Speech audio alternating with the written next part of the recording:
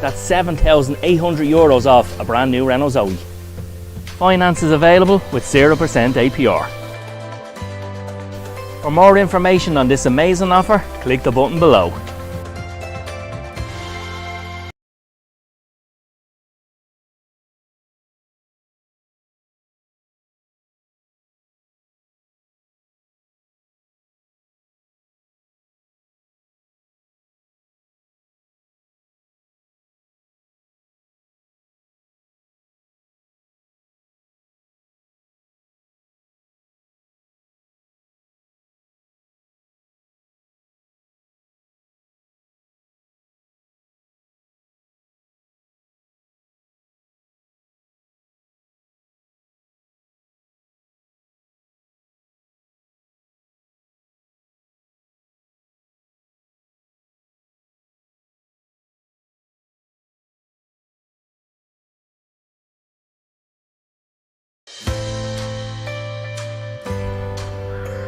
Here at Blackstone Motors, we're delighted to announce the arrival of the all-new Renault Arcana.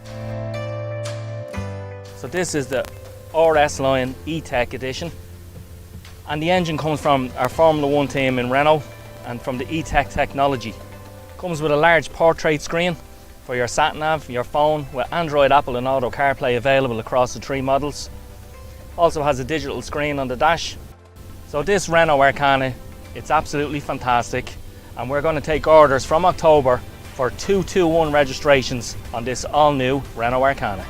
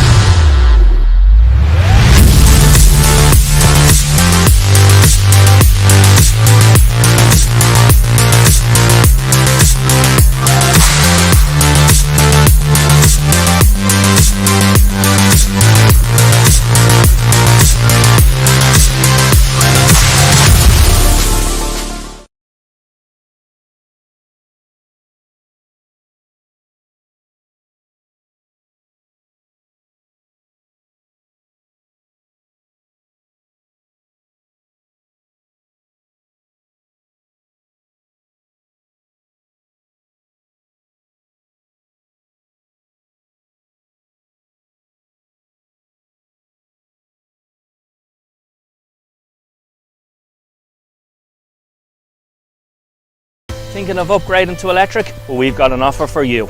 We're now offering an extra €3,000 off the price of an all-new Renault Zoe. Including the SEAI grant, that's €7,800 off a brand new Renault Zoe. Finance is available with 0% APR. For more information on this amazing offer, click the button below.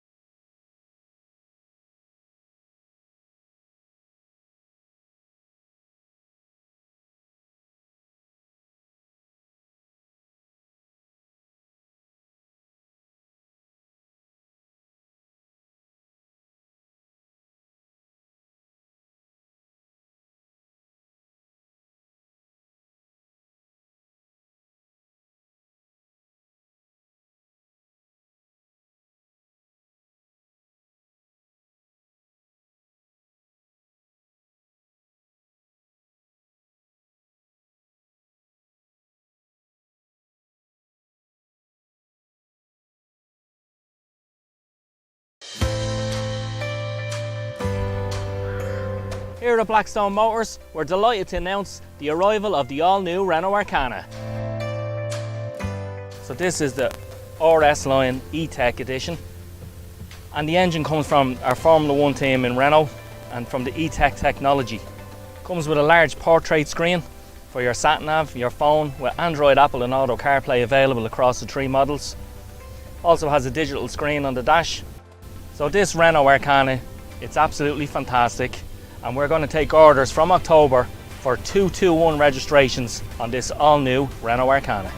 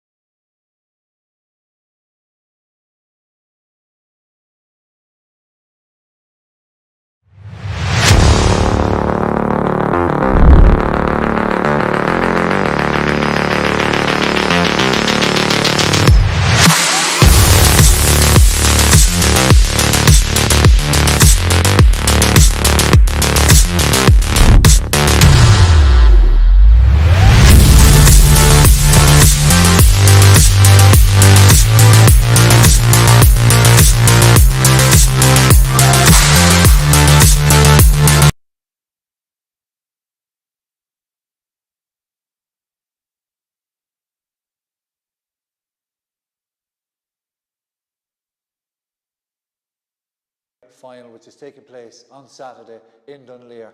Joining me tonight are Stephen Yor, Carlo at the games. And lads, great to have you here in Darver tonight. Absolutely buzzing with under 10s go games, so the future looks bright.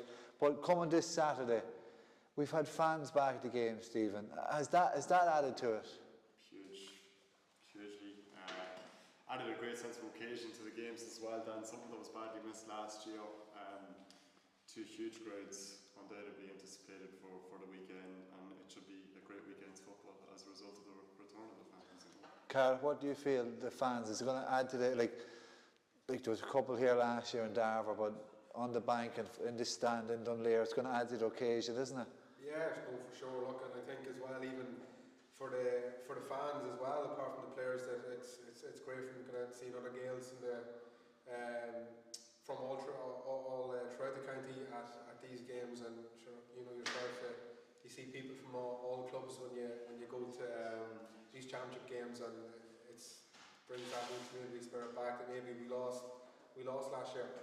Absolutely. And Fran, just what's your thoughts on it? Like, is a point more valuable? Is a goal more valuable? Is a point more valuable now this season with the roar, with the crowd behind it? Yeah, it's the ebbs and flows of the whole thing. Even a block, you know, even a turnover at times, winning a free for your team. You know, you're seeing just the most recent game I was at on Sunday with the Moctas. I was doing the commentary and that, and so we were surrounded by Moctas supporters and the passion they showed, and just for example, the Moctas players fed off that something serious, you know, to kind of drove them over the line in the last couple of minutes.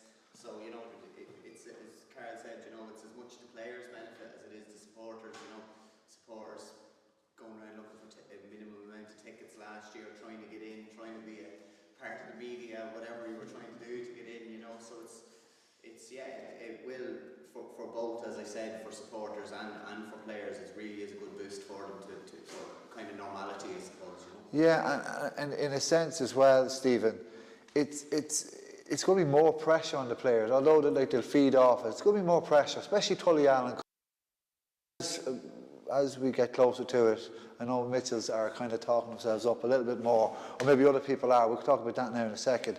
But do you feel the pressure will be added to Tullyallen now that there will be people in attendance? Yeah, there's a sense of anticipation. They've to live up to their billing, and a lot of people, especially in Tullyallen and around the county, will have Tullyallen named as hot favourites for the game, and you know they'll be under pressure to live up to that.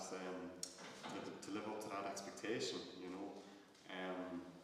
Obviously they're looking to get straight back up from intermediate last year, and you know there's big pressure on their shoulders to deliver on Saturday night. You know.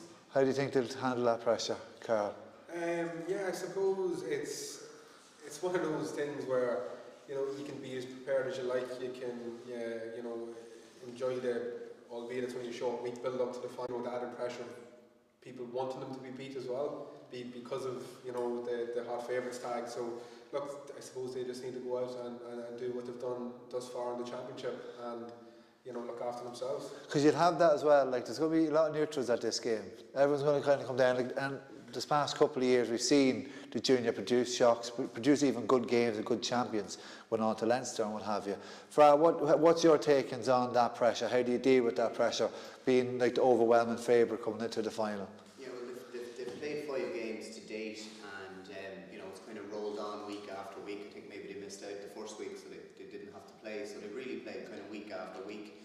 And as Carol said, the week, basically winning last Friday night below in Stavan, and then your focus switches straight to the final 8 days later, I think helps them. They don't have that long to think about it. They're recovering over the weekend. They're back into training Tuesday night. They're training probably tonight, and then they're into it. So there's not too much time. Lads at work during the week, they don't have 2-3 weeks talking about it where you let it get into your head. So look, Raymond Lamb will have a job there to kind of settle them down after they're expected to be where they are. So we've achieved nothing yet will be the mantra as a squad. They have a job to do the weekend, and we're just trying to not change too much, because they'll feel that if both teams play to their potential, Glen Emmets will win. So the Mitchells will kind of have to be looking to maybe upset things and change things and try and annoy Tullyallen and try and get under their skin, whereas Raymond will very much kind of, lads, if we play to our potential, do as we've been doing all year, be professional about it, be ruthless. They should, in theory, they should have no problem. You pile pressure on your clubmate, Raymond, before the championship. He's coped with it well, but he has done a great job. Like, it's hard to bounce straight back up. He's done a great job. What has he done with the team, in your opinion? Not just speaking to Ray, but speaking to some of the guys in Tullyallen and around, and it's like, well, how are you getting on with Ray? And they love him, they fed to him. So I think some of the guys in Tullyallen, there's a mix there of, I messing earlier on, said David Bracken, he must be going for his 5th or 6th junior championship. But there is that experience there, lads, that has been there. But then there's young guys coming. Raymond has really kind of brought them together. He would be quite, ruthless with them in training. He would have got them fit. He's brought a guy in with him doing training as well. There'd be no messing on the training field, but he would be creating a good spirit amongst them off the field as well. So I think some teams react to that, and especially on year one, you're going to get that year one bounce. Yeah. So I think that would be hugely beneficial to them, and he'd be very thorough. And so far so good for him. He's hardly lost a game all year. I did tongue in cheek say definitely Glen Emmets would win it, and I got a text off him saying that you're after piling the pressure on me there. So he's lived up to it so far. Yeah, so far 1 game to go, and the Mitchells stand in the way, and they have a management team, Carl, they've been with this side. They know them inside out from youth ranks and the whole way through. It's Jerry Gallagher and former Loud chairman who used to round Darver Halls, Des Halfpenny. So they've come in and they've kept that continuation of last good season and added to a little bit more. Yeah, well, I think Des has been involved last year with Jerry as well, obviously, and you can see last year that myself and yourself commentated on a lot of the games. You were very impressed with the Mitchells last year for sure, and I think you can see that whatever Des has done, because I think Jerry was there previously, and Des jumped in, obviously left as chairperson here, and has added real value to the group of players. And last year, I think we were nearly pinching ourselves at times last year watching some of the play, because the Mitchells haven't been a massive force in junior football over recent years, but they put in some really top performances last year.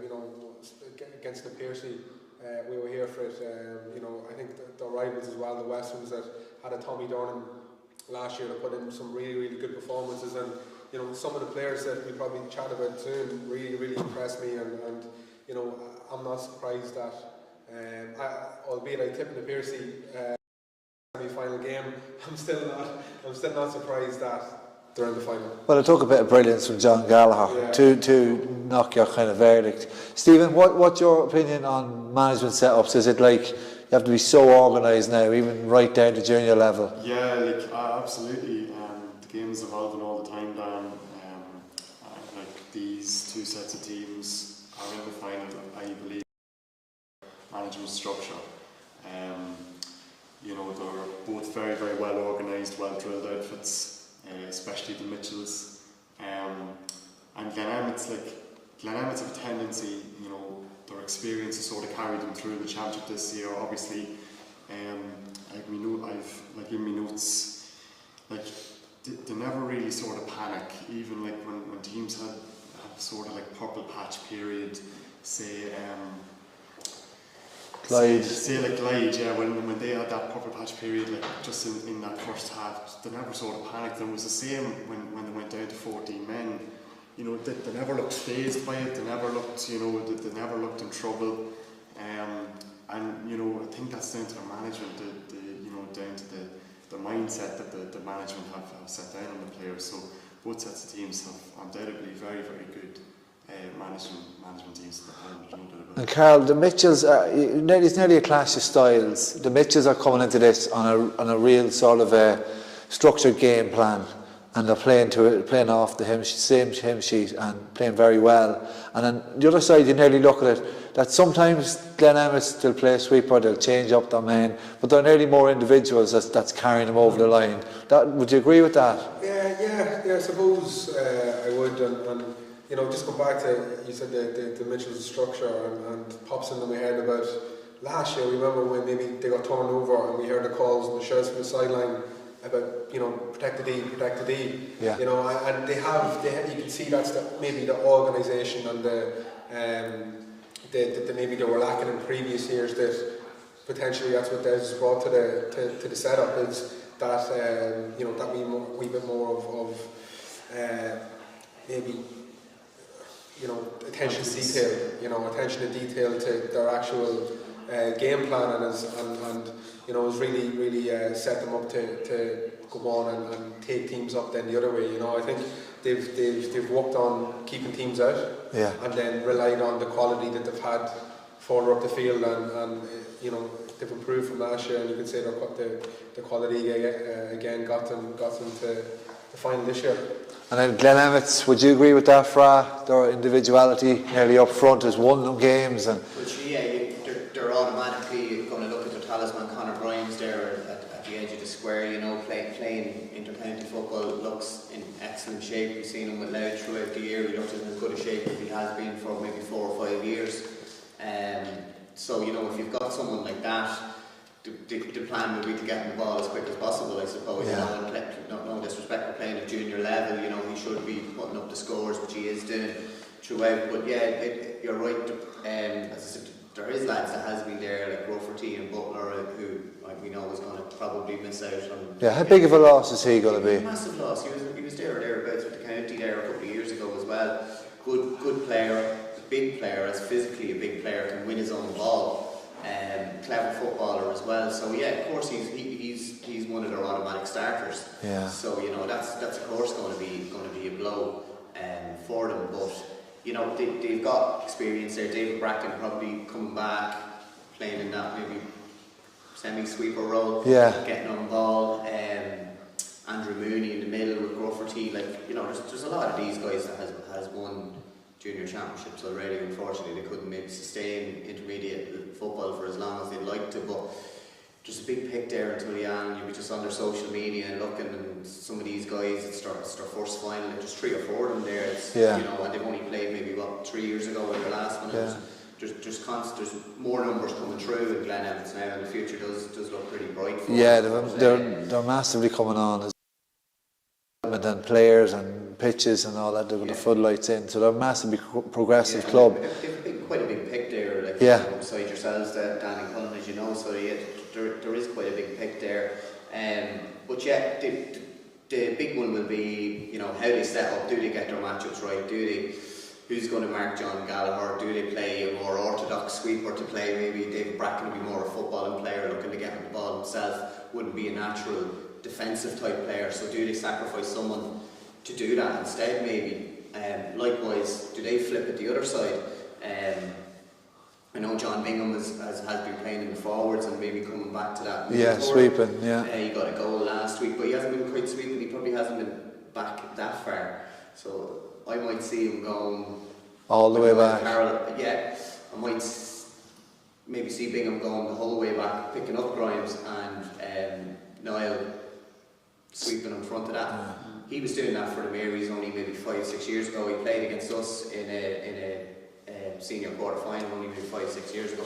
He's very good at organising lads around him. He's a natural leader, natural talker. So, you know, automatically something like that happens, Glen Emmets need to start thinking, you know. Would you agree with that, Carl? That I'd probably prep this beforehand. Who's going to mark who? We'll go with Gallagher first. Oh, sorry, we'll go with Grimes first. What's your matchups for the Mitchells in defence? Yeah, well, I think you know, Carol will pick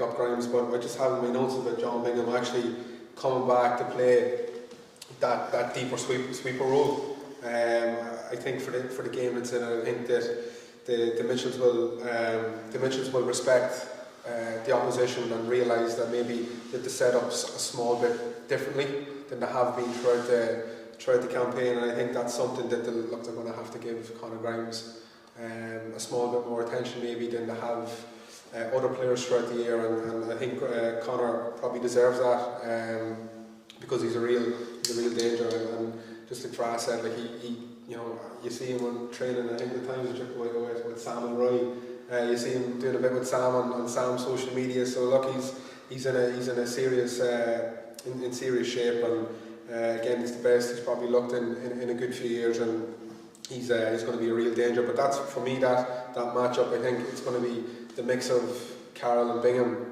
More collective sort of a job. More collective job than, you know, one player kind of sticking with Conor Grimes the whole game. I think Conor Grimes is he probably needs that kind of 2v1. Then, you know, his physique obviously is I don't think the Mitchells maybe have anyone to match that.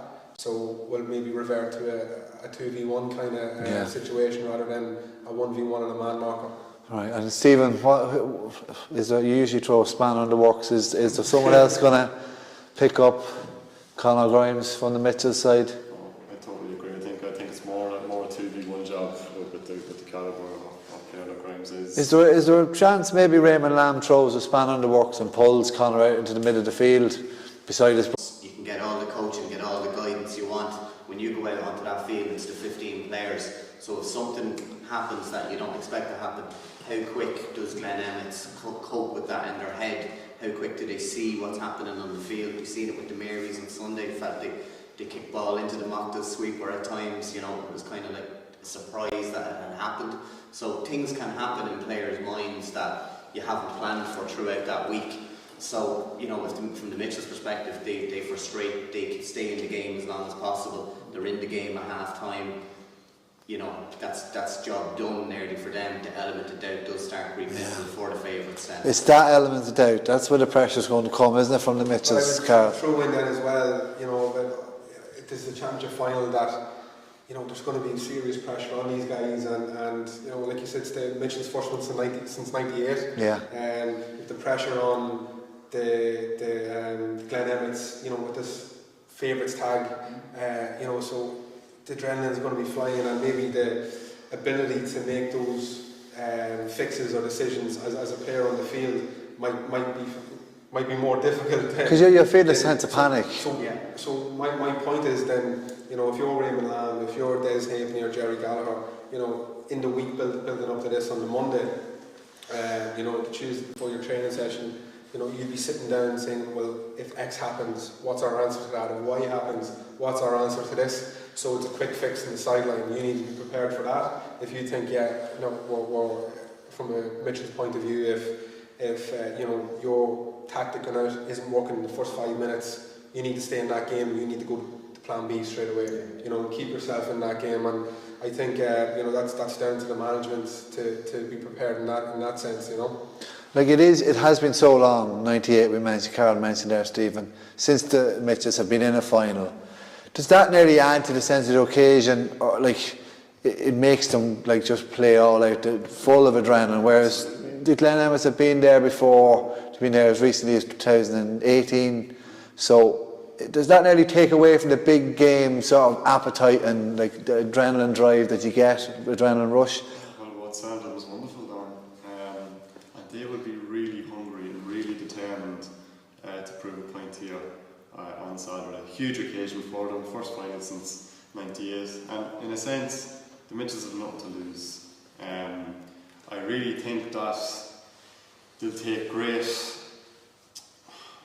great awareness to the favourites tag that the Glen Emmets have, and they really want to prove a point that, you know, they really want to rubbish it. You know, they really want to rubbish it in a sense. But they'll be really determined and really hungry to prove everybody wrong on Saturday. And I think. Don't give me a prediction just yet. No, but I think they could throw a spanner into the works. Right, and Carl, who picks up John Gallagher if you're Raymond Lamb? Do you worry, like, you know, do you sacrifice? You have a Tom Grimes, you have a do you sacrifice Danny Grimes to go back to do it? You know, it's. You know, I think there's probably 3 or 4 players there that Raymond Lamb could put on John Gallagher. I think probably defensively, I would say the Glen Emmets are probably a small bit further on than the Mitchells. But whoever it is, you know, Raymond Lamb has to be sure that it's the right guy, because albeit the Mitchells have only played 3 championship games, with, you know, should have played 4 with no fault of their own, they've scored a goal in every game.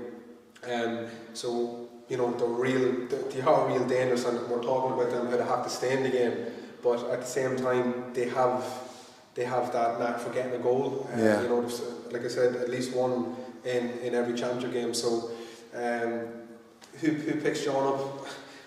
I think John would get, you know, I hope he doesn't mind me saying this, but he'd probably get into most teams in the county.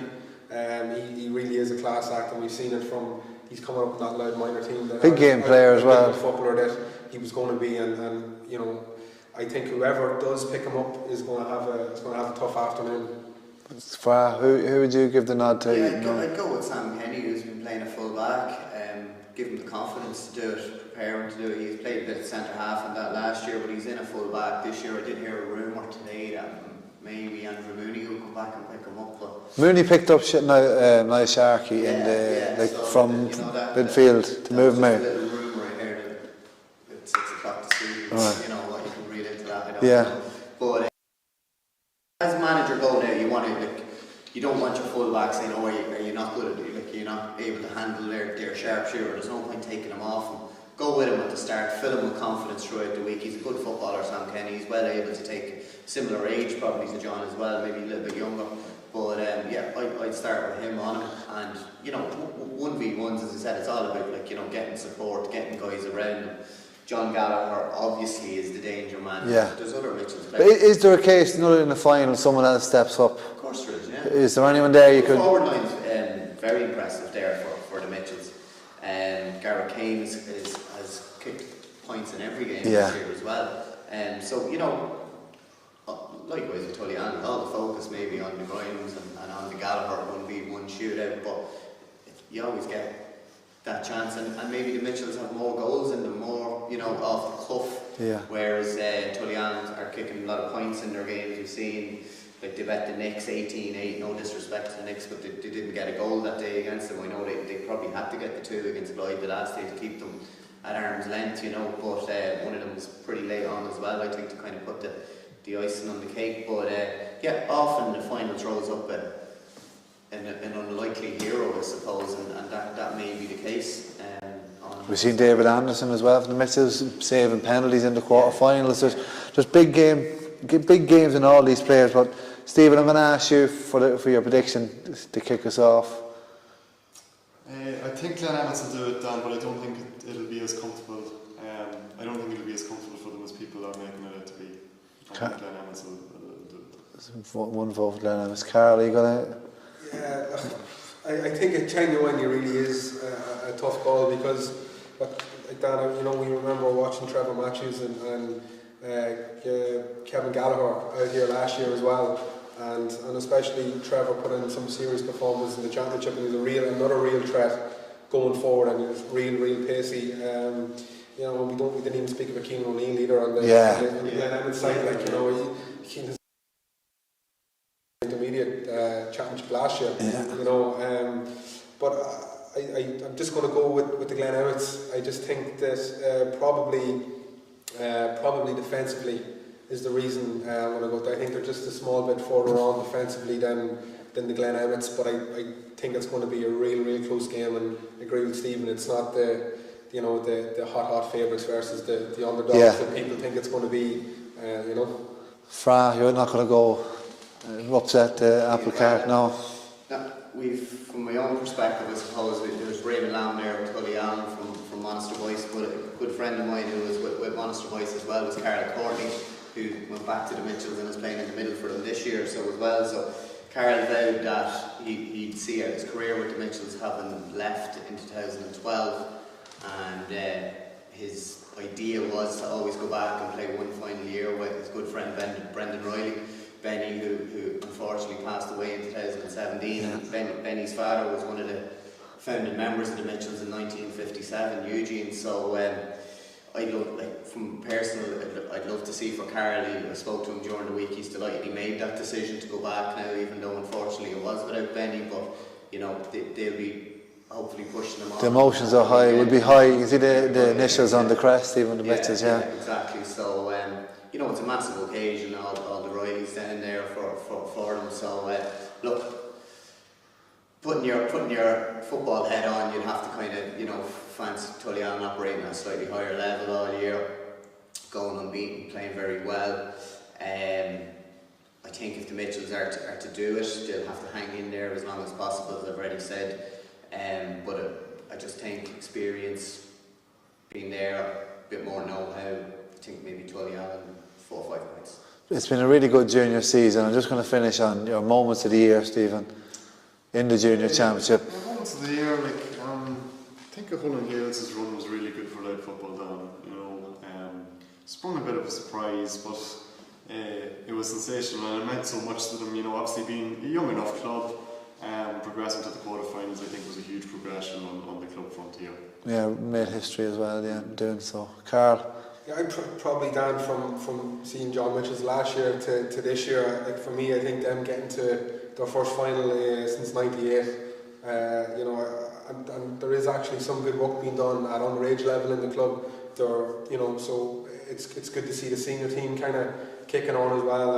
And I think the Mitchells getting to the final, I think, has shown real progression as a club. And whether they win or not, it's setting them up for the next few years to show that they can compete at this level. So yeah, I think them getting to the final has been good for them as a club. Fra, your moment of the junior championship. Your commentary for John Gallagher's free.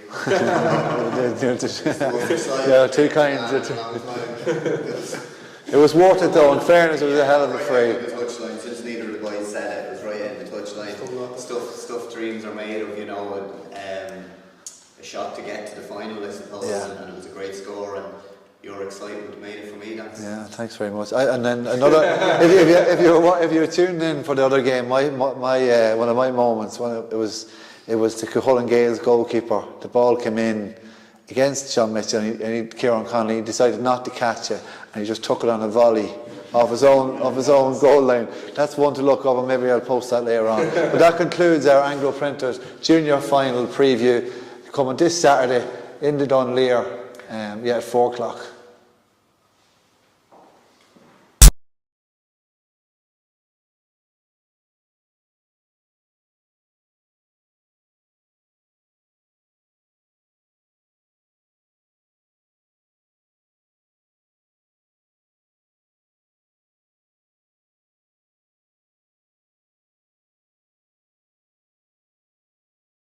Thinking of upgrading to electric? Well, we've got an offer for you.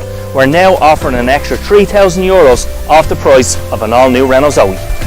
Including the SEAI grant, that's €7,800 off a brand new Renault Zoe. Finance is available with 0% APR. For more information on this amazing offer, click the button below.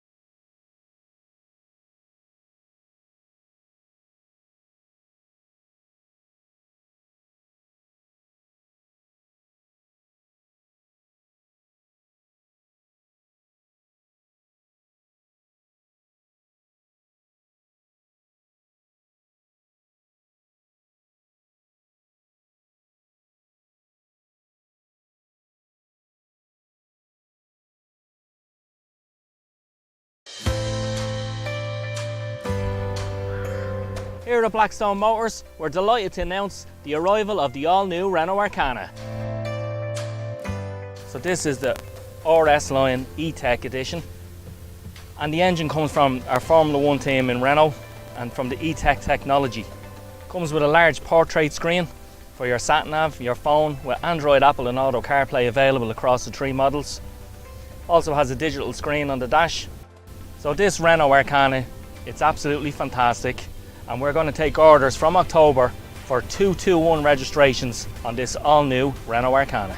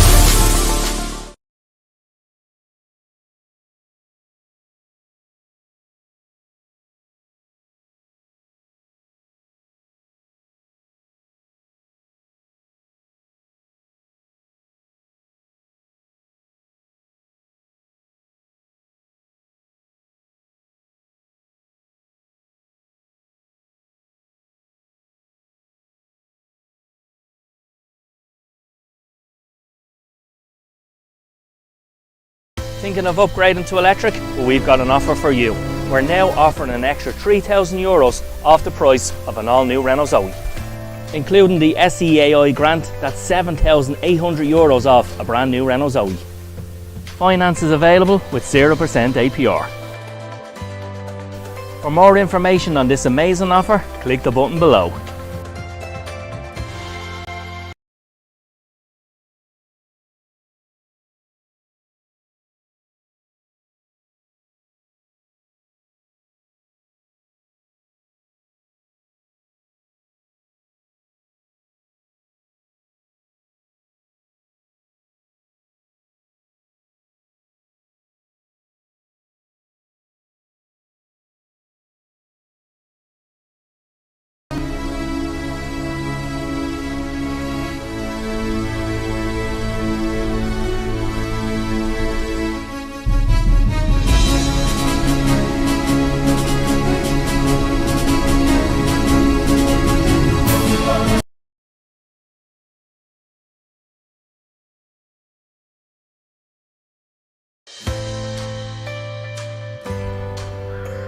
Here at Blackstone Motors, we're delighted to announce the arrival of the all-new Renault Arcana.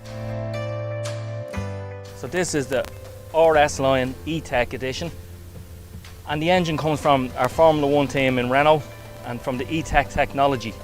Comes with a large portrait screen for your sat-nav, your phone, with Android, Apple and Auto CarPlay available across the 3 models. Also has a digital screen on the dash. So this Renault Arcana, it's absolutely fantastic, and we're going to take orders from October for 221 registrations on this all-new Renault Arcana.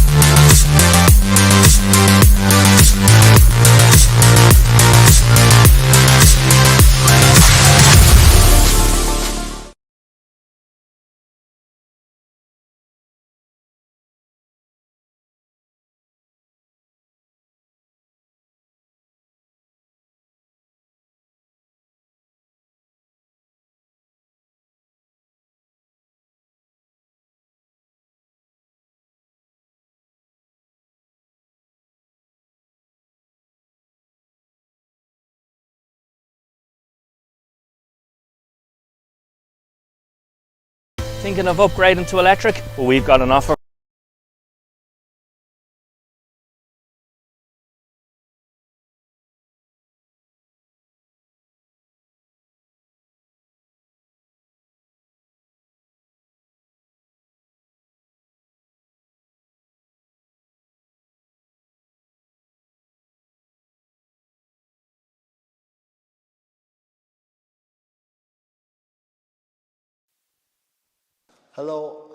Hello, and welcome to the second of tonight's Loud GEA Championship final previews, and this time it's the CTI Business Solutions Intermediate Final. 3:30 on Sunday in the Clans sees St Feckin's.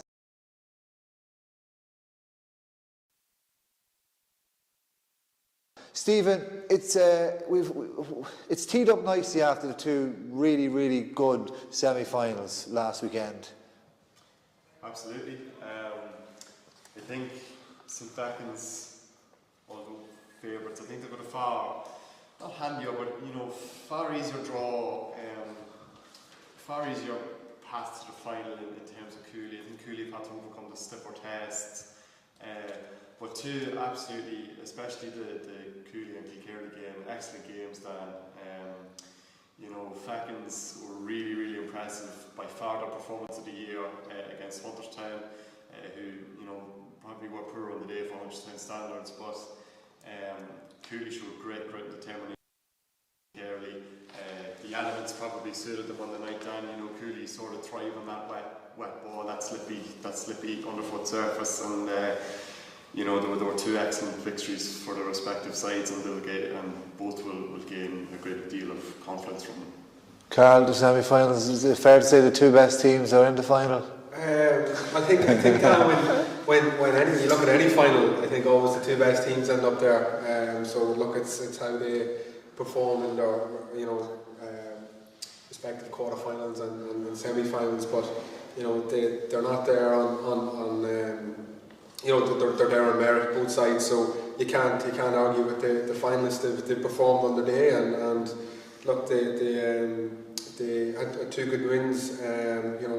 I think we didn't expect the Feckin's to win or to beat Hunterstown by the margin that they beat them by. And I think myself and yourself talked about how the Kilkerley and Cooley game was going to be, that tight game and really go down to the wire. And look, it's set up for a great final. We've got a great semi-final, like the lads have said. Is it a case of the two sides might have played their best football in the semi-final?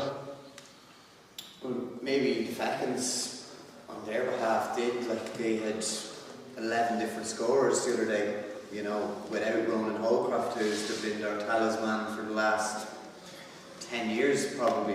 He's done the majority of their scoring, and to kick 123 without him just shows you the talent in the forward line that the Feckin's have. Whether they played their best football or not, it's hard to know. Whatever time the game was on last Saturday, the conditions was perfect for an open kickabout come Saturday night in a downpour in the Clanagale Park. Would have been interesting to see if the Feckin's would put in that type of performance if the games were at opposite times.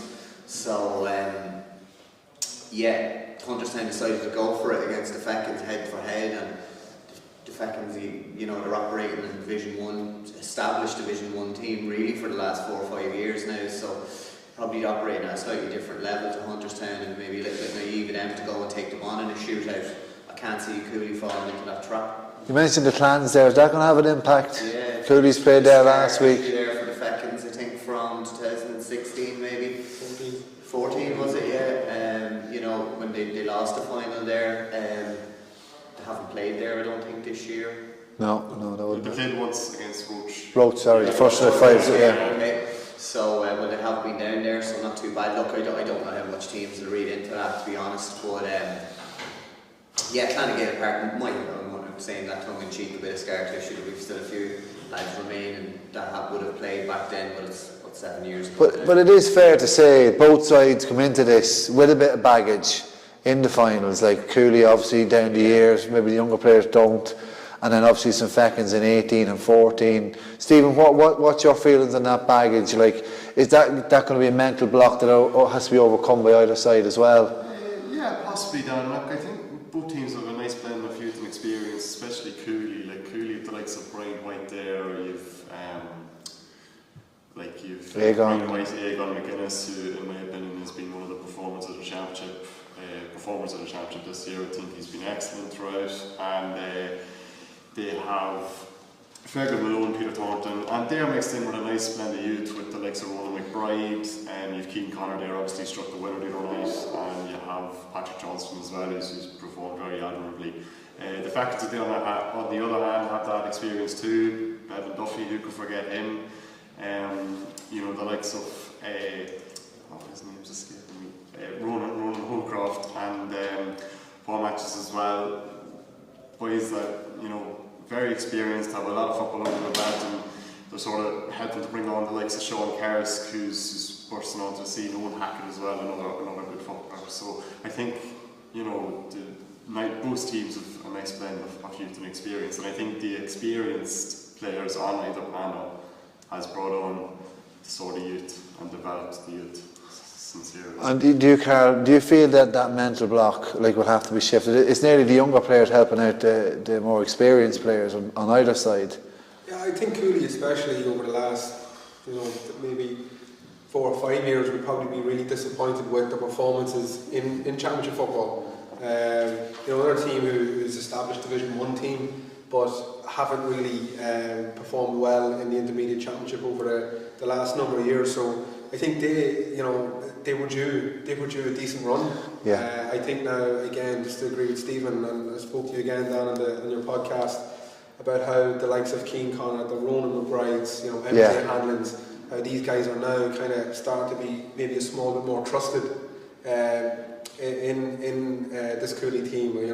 Patrick Johnson as well, where maybe before going back to those elder statesmen of the team and maybe not being a small bit afraid to let the young lads in. And I think, like you said as well, the young lads have probably given a massive boost of energy to the older guys, to the Conor McGuinnesses, the Aegon McGuinnesses, the Richard Brennans, the Galley, those guys. Yeah. They've all probably given them an extra pep in their step this year, and that's probably helped them along the way. And you look at talk about one of those young lads. You look at Keane Connor, who scored the winning point in the semi-final last week.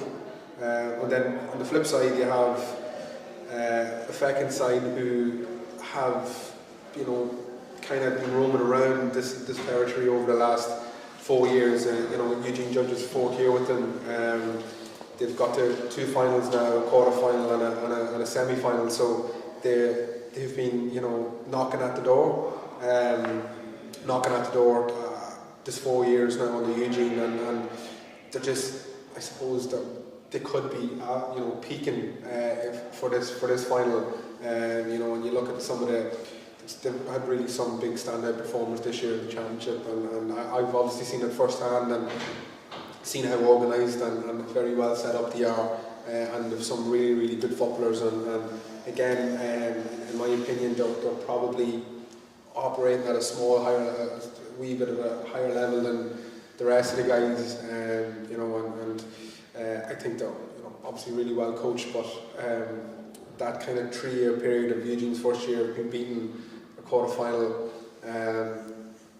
semi-final, now back up to a final where he's added that bit of youth in, and a mix with the quality he has, especially in the attacking half of the field, And you just mentioned Cooley there, those younger players in opposite to, say, the Feckins. The Feckins have just hit the ground running that big win against Roach.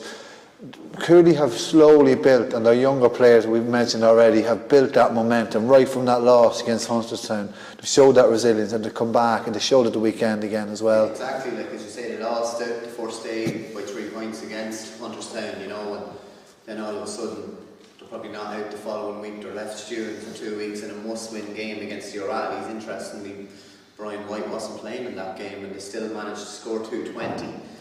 Probably one of the game of the championship across the 3 grades. Yeah, it's a fantastic game, and to do that without Brian White, in a game that was really a bust, Yeah. they done it that evening, and the younger players, as you touched on there, the Keane Connors, Enda O'Neill's, Patrick Johnson really stood up and, you know, have brought that game on, took them out of the fire against O'Reilly's. You have to remember, only after coming down last year as well. So, you know, it wasn't an easy, that was a tough group to come out of there at Hunterstown, and the O'Reillys as well. To come out of that group would have given them a lot of confidence, and, you know, from that moment, kind of a reset button then into the quarter final against the Young Irelanders, probably kept them an arm's length throughout and deserved to win.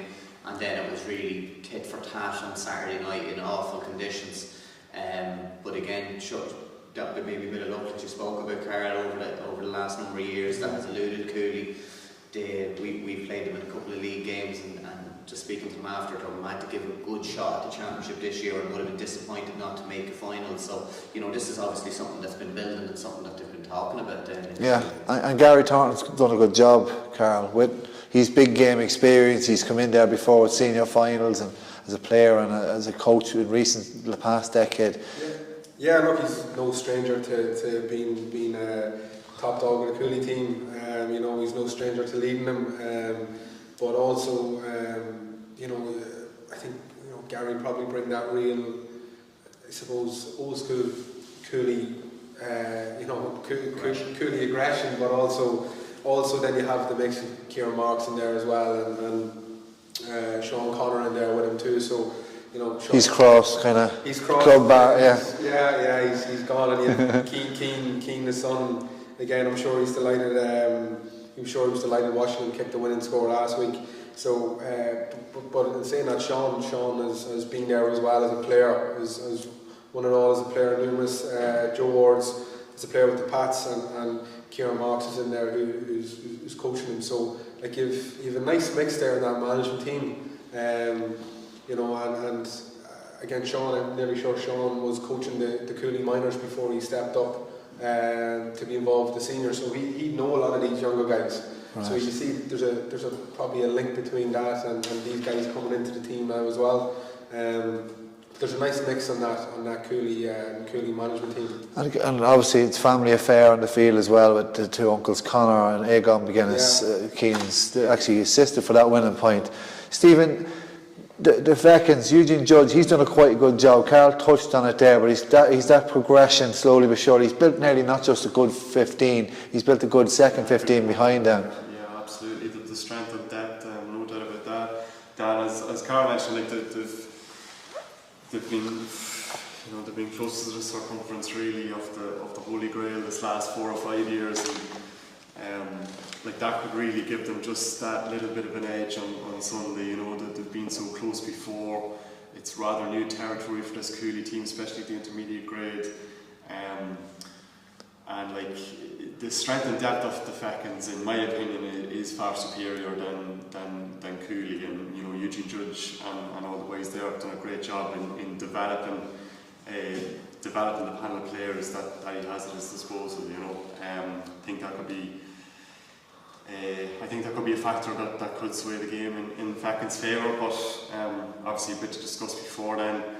But yeah, definitely a strong panel of players that the Feckins have. And you mentioned the panel, and we've seen Ryan Walsh come in last week, but the doubts surrounding Ronan Holcroft leading up to the final, would that weigh heavy in terms of Feckin? No, absolutely, I don't think so, Dan. No, I think they coped very well without him, although he's pivotal to their cause in a sense. I think they coped very well without him against Hunterstown. And I think they still have enough in their arsenal without Ronan, should he not feature, to really provide a real scoring threat to the Cooley defence. So I don't think it will be too firmly fact. Carl, you faced this term of Feckin attack. What way is it? Is it just an all-out approach? Is there a kind of method to their madness, I suppose? No. If you knew that, did you? Yeah, well, in fairness, we were the closest team that got them in the championship so far, so the last minute goal too, so no, look, I think they're fantastic players. You look at the spine of the team and look at the whole way down the middle, they're seriously strong from Niall McDonald in goals, and Niall McCabe, Collier, Bevan, and Paul Matthews was struggling.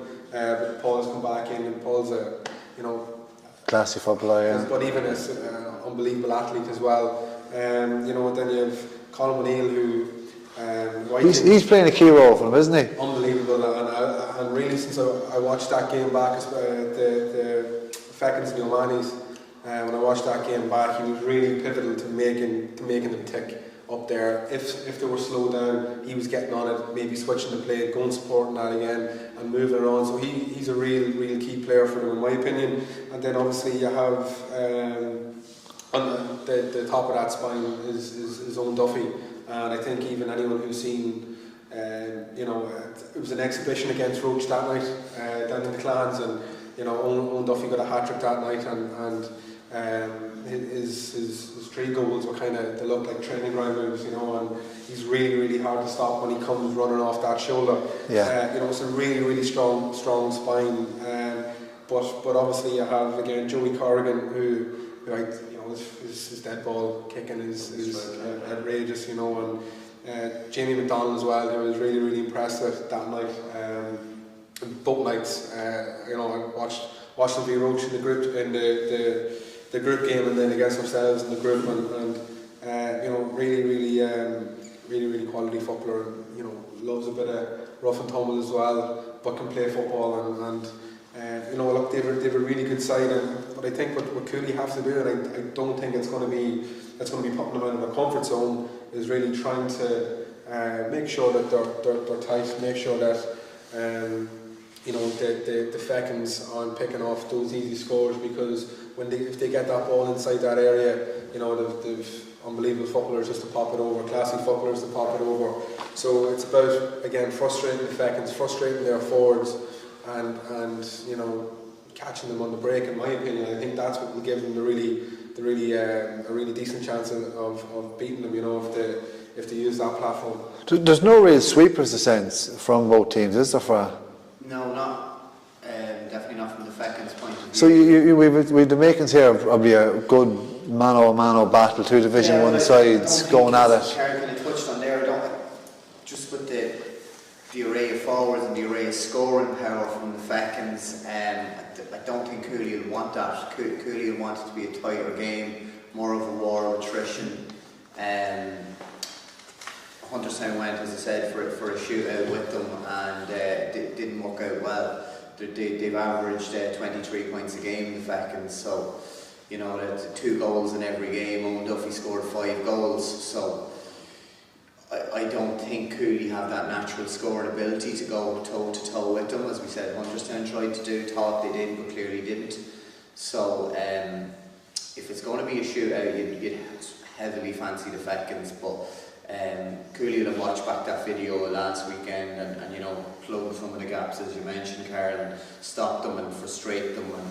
And is there a key battle that stands out in this game? Because to me it looks like 2 evenly matched sides, like 2 Division 1 sides going at it. The Fekins are well able to score from all over the pitch. They've had 16 different scorers, 11 different scorers, as I said last week. So Owen Duffy has gotten the knack of scoring goals in pretty much every game. I think he didn't get a goal last week, did he? Or he got 2.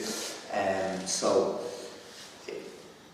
maybe Owen Duffy at the edge, like we spoke about in the junior, against who's going to pick him up. Is it Owen McDade there? Does he have the experience to do that? It's going to be a grouped effort from Cooley, I feel, to stop that. I think, as I said, if you isolate 1v1 in the 6 forward positions in Cooley, I think it'd be a little bit naive on their part, because I don't think they'd be able to hold them. So it'd be more a matter of maybe pulling wing half forwards back, getting them out, protecting that D, stopping, getting the shots away. The other thing that Hunterstown done the other day was a lot of lazy frees. In the first half, especially letting the Fekins build that scoreboard. And sure, Ryan Walsh, Joe Corrigan, Ronan Holcroft, if he's playing, they'll kick points all day. The goalkeeper can come up and hit a dead ball as well. The one thing I'd say, just the confidence that the Fekins had going into a big game, into a big semi-final, and Ronan Holcroft was talking, maybe he's fit to play. They said, no, you're not going to play. We've confidence in the other lads to do it. Whereas you'd see often in a team, strapping a lad's hamstring up, get him out onto the field and see how it goes. They had the confidence in themselves, and I like that from the Fekins, that there's, it doesn't matter who's injured or who's out, there's somebody else, as you said, they're building building a panel behind the first 15 that's well fit to come out and do that, you know. Yeah. Carl, any key matchups for you? Like it is Zone Duffy for me, Right. because I think, you know, if Ronan Holcroft plays, Niall Devlin plays, those two guys are going to stay inside. They're the inside forwards. Owen Duffy doesn't stay at 14, and he's the one who is the ability. It's easier.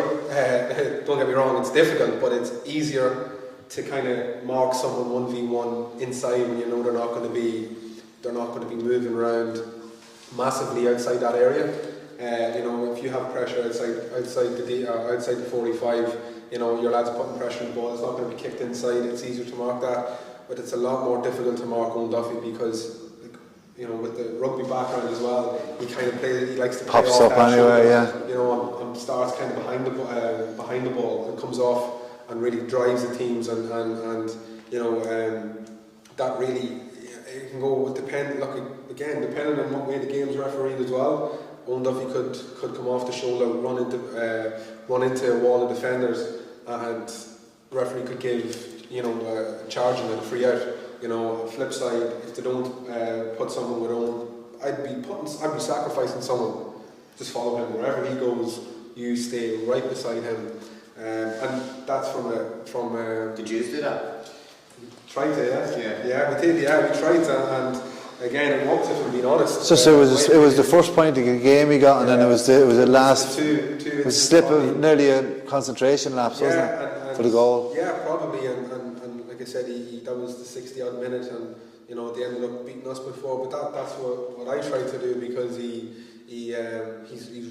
it's really hard to stop someone who's going to be running at you like that. Really, really difficult, and no defender wants anybody running at them like that because a drop of the shoulder one way, which Owen can do really, really well, and he's in for a 1v1 or you foul him. He gets away with steps as well, you were saying? I wasn't saying that, no, not at all.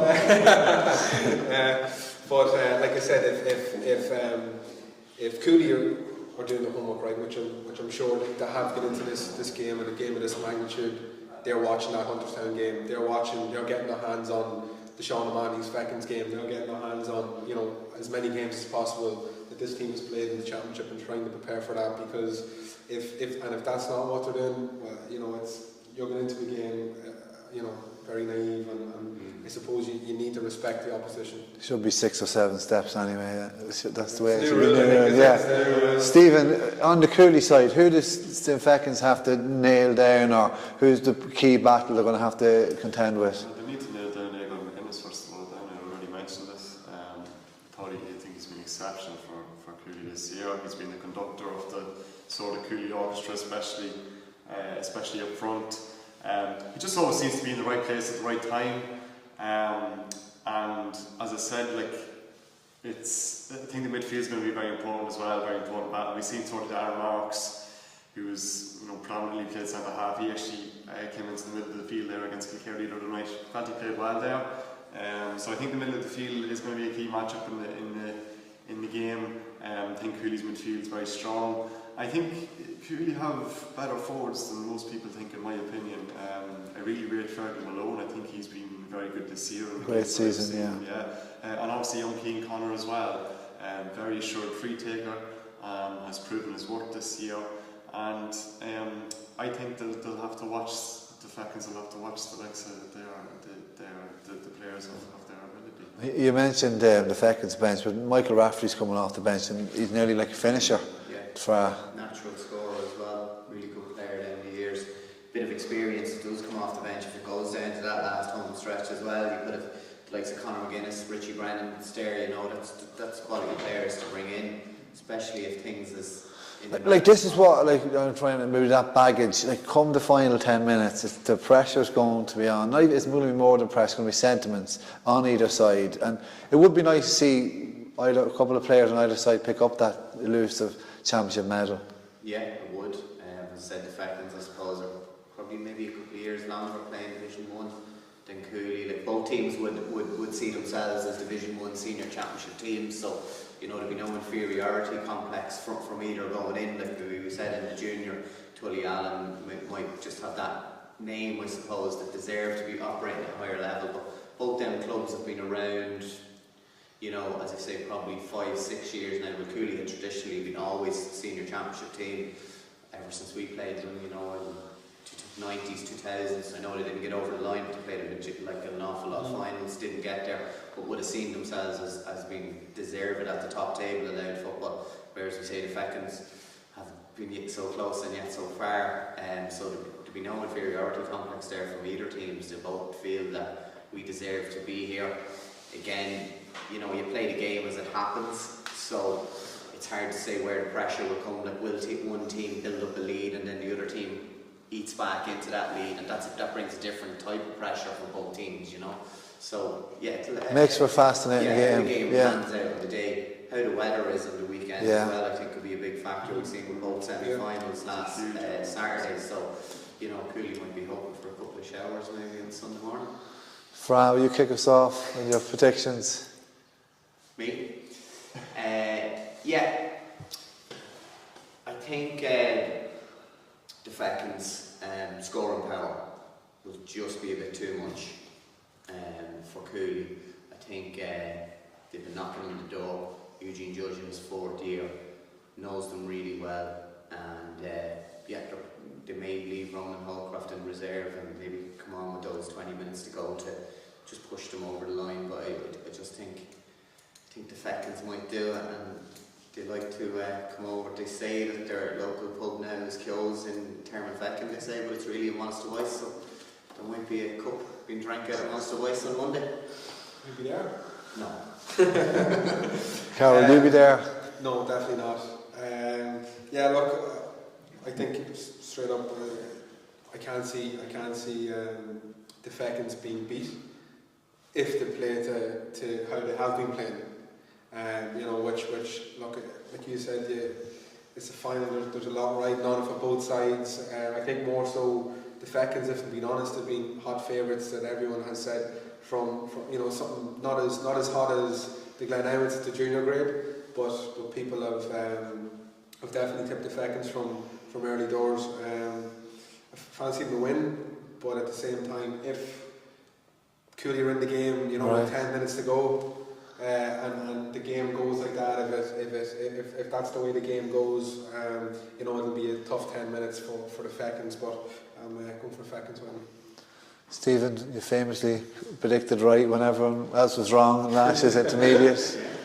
You're still eating and drinking off that prize win. Do you envisage something different against the Head here?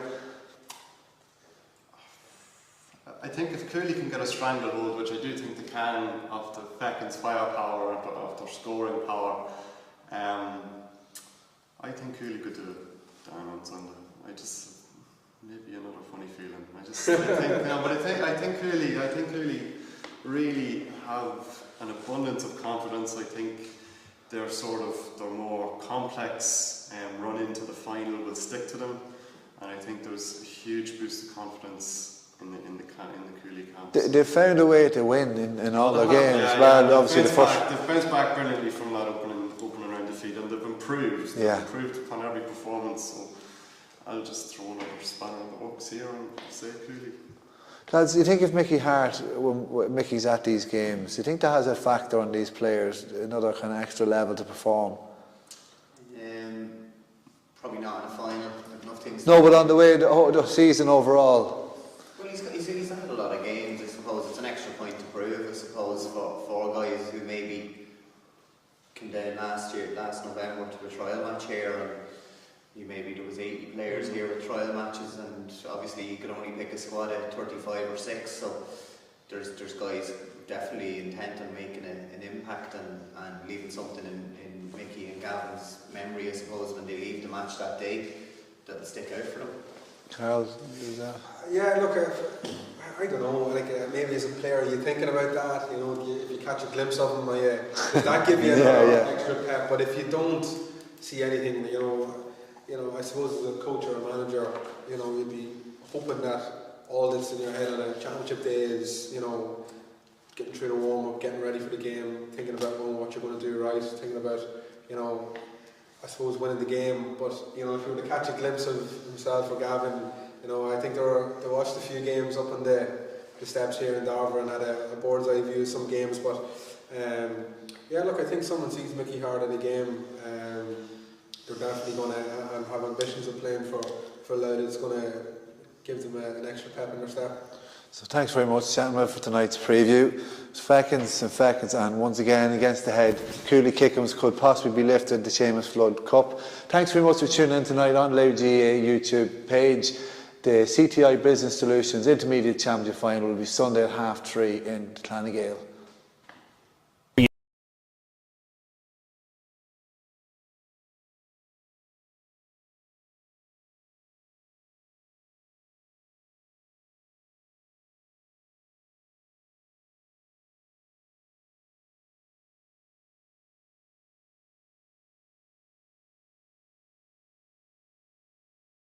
Thinking of upgrading to electric? Well, we've got an offer for you.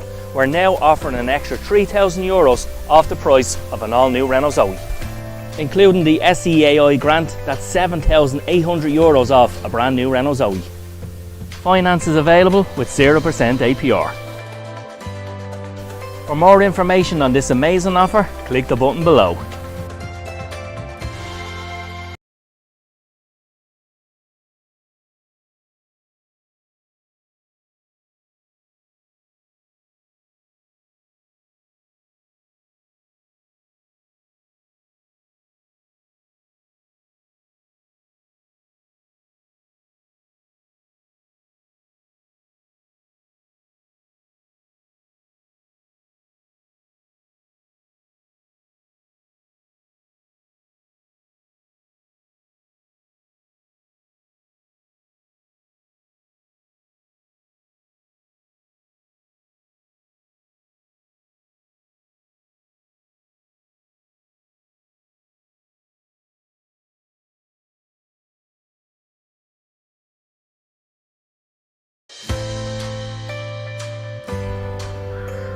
Here at Blackstone Motors, we're delighted to announce the arrival of the all-new Renault Arcana.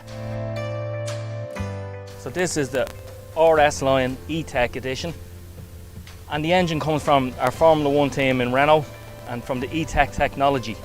Comes with a large portrait screen for your sat-nav, your phone, with Android, Apple and Auto CarPlay available across the 3 models. Also has a digital screen on the dash. So this Renault Arcana, it's absolutely fantastic.